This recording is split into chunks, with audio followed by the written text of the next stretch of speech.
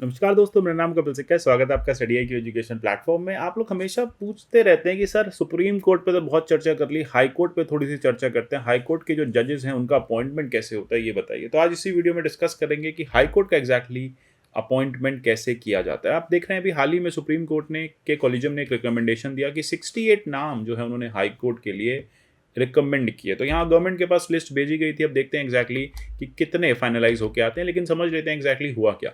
5 अगस्त की आपको historic date तो याद होगी, जिस दिन सुप्रीम कोर्ट के कॉलेजियम ने 9 जजेस को सुप्रीम कोर्ट में एलिवेट किया, जिसमें 3 वुमेन जज थी और इसमें आने वाली एक chief justice of India women भी हैं। अब यहाँ पे हम देखेंगे कि जो 68 में से फाइनल नाम भेजे गए हैं उसमें लगभग 44 जो हैं वो बार से आए हैं, मतलब वो एडवोकेट थे, वो एडवोकेट प्रैक्टिसिंग थे, एडवोकेट ऑन रिकॉर्ड थे, और 24 ऐसे हैं जो जुडिशियल सर्विसेज से हैं, मतलब लोअर जुडिशरी से उनको एलिवेट किया जाएगा। बात करेंगे जेंडर रिप्रेजेंटेशन की, तो काफ़ी हिस्टोरिक मूवमेंट रहा है। पहली बार इतनी सारी वुमेन जजेस का भी रिकमेंडेशन आया। अगर आप देखेंगे कि एक वुमेन जुडिशियल ऑफिसर थी जो शेड्यूल ट्राइब को बिलोंग करती हैं और वो जज हैं गुवाहाटी हाई कोर्ट में। अब उनको first ever high court state of Mizoram की भी अब जज बनाया जाएगा। तो कहा जा रहा है कि यहाँ पे एक जेंडर रिप्रेजेंटेशन पे ध्यान रखा गया। डाइवर्सिटी की जो हम बात करते हैं, देखो कॉन्स्टिट्यूशन में जब हम बात करते हैं सुप्रीम कोर्ट की, तो हमेशा से हमारी कॉन्स्टिट्यूंट असेंबली एक चर्चा करती रही थी।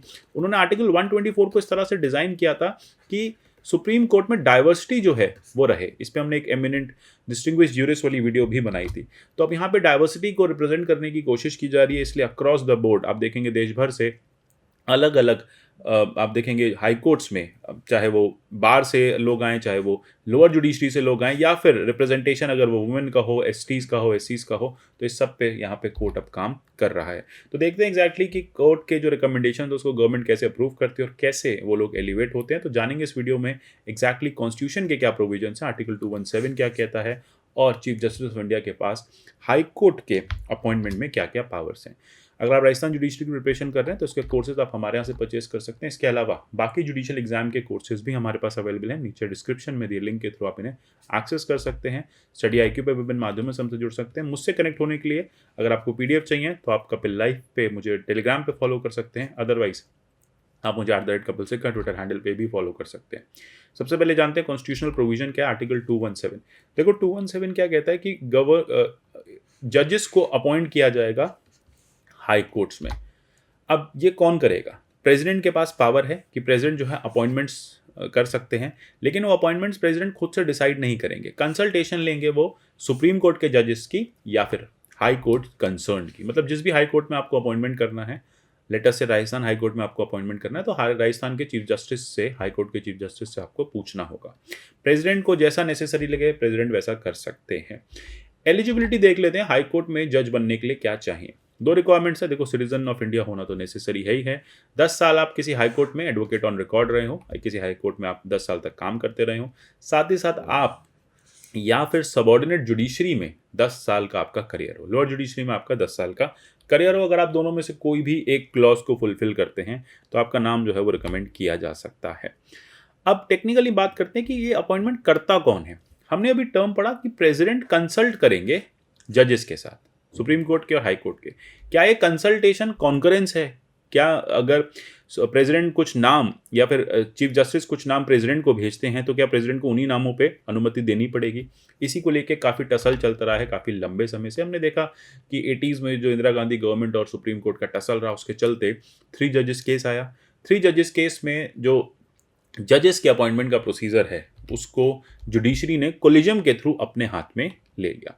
अब उस पर हमने कई बार चर्चा की है, क्या होता है कोलिजियम, क्यों कोलिजियम के बेनिफिट्स हैं, क्या उसके नेगेटिव पॉइंट्स हैं, प्रोज एंड कॉन्स हमने देखे हैं। आज हम बात कर रहे हैं कि हाई कोर्ट में कोलिजियम कैसे वर्क करता है। अब देखो, हाई कोर्ट के अपॉइंटमेंट के लिए हाई कोर्ट का अपना कोलिजियम होता है। वो कुछ नाम को की लिस्ट बनाता है, उन फाइल्स को वो स्टेट गवर्नमेंट को भेजता है, स्टेट गवर्नमेंट उन फाइल को सेंट्रल गवर्नमेंट को भेजती है, और फिर वो नाम SC कॉलेजियम, सुप्रीम कोर्ट के कॉलेजियम के पास जाते हैं। नामों को भेजने से पहले एक इंटेलिजेंस रिपोर्ट गैदर कर ली जाती है कि जज की क्या ट्रैक रिकॉर्ड है, क्या हिस्ट्री है, ठीक है। उसके बाद ही वो नाम जो है वो सुप्रीम कोर्ट कॉलेजियम पहुंचते हैं। मतलब जब सेंट्रल गवर्नमेंट उन नामों को फाइनलाइज कर दे तभी वो सुप्रीम कोर्ट के पास फाइनल होने के लिए पहुंचेंगे। अब इस प्रोसेस में लगभग 1 साल लग जाता है पूरा। अब एक बार सुप्रीम कोर्ट में का कॉलेजियम इन नामों को क्लियर कर दे तो फिर गवर्नमेंट जो है वो फाइनल अप्रूवल और अपॉइंटमेंट देती है। अब ऐसा नहीं है कि सुप्रीम कोर्ट ने आज नाम फाइनल किए तो आज ही अपॉइंटमेंट हो जाएगा। गवर्नमेंट को फाइनली उस पर या प्रेसिडेंट को उस पर सिग्नेचर करने के लिए, गवर्नर को उसको फाइनलाइज करने के लिए टाइम थोड़ा सा चाहिए होता है।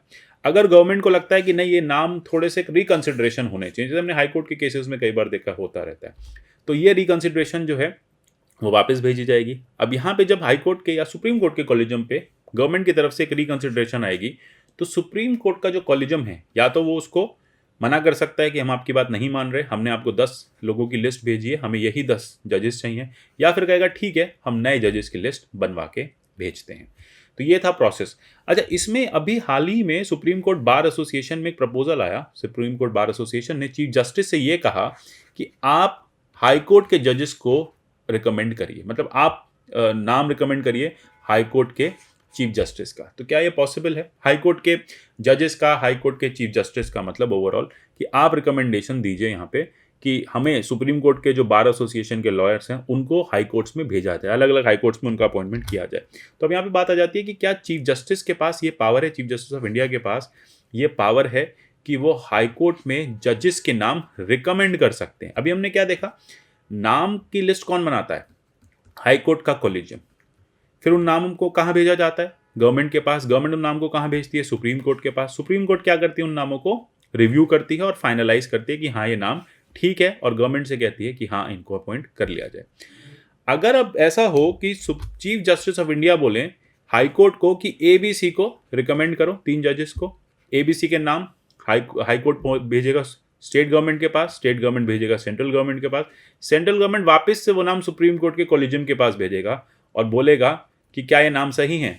चीफ जस्टिस कहेंगे ये नाम तो मैंने ही दिए थे, तो खराबी तो इसमें हो ही नहीं सकती।